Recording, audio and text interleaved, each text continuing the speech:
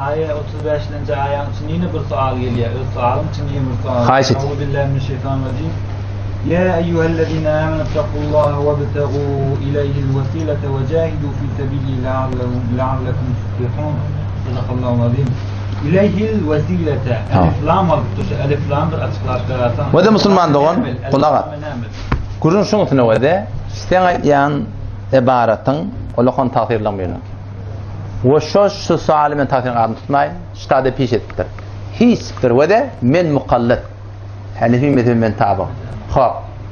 Ştada men gelip elif lamın üstüne gurrun edip cins mi, ahd mi, ahd zihni mi, ahd harici mi?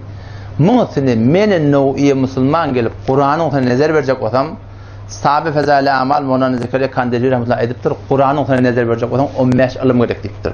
Şu 15 menide de yok, Türk meselede hiç kimde yok şu. Otam onun üstüne gelip, men gelip, şundan şu mana çıkıyor.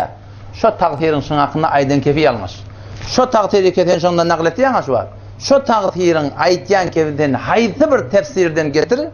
Bir tefsir ehli sünnet, şu elif lam şeyle oluyor.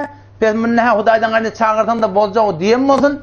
Muteber tefsir gösterme bizim on gururumda yok. Men elif lam'ın gururunu bilmiyorum tada. Bir de Allah'ın gururunu bilmiyoruz. Çünkü Peygamberimiz dedi o da men fessara Kur'an'ı bi ra'yihi fakat kefer dedi. Her kim öz ra'yine Kur'an tefsir etti dininden çıktı diyor. Men kâle fil Kur'an'ı bi ra'yihi. Her kim Kur'an'ın hakkında öz yanından öbür kep dedi Kur'an'ın hakkında. O zaman fe asaba doğru da keplese fakat akta yine istibah edildi. O ne dedi? Maktumun kitabı der o. Ay şundan şu manada çıksa amali. Allah'ın kelamı, Allah'ın kelamını Allah'ın öz Kur'an'da açıklayıptır. Resulullah açıklayıptır, sahabeler açıklayıptır, müfessirler açıklayıptır. Açıklanana varya olmalı.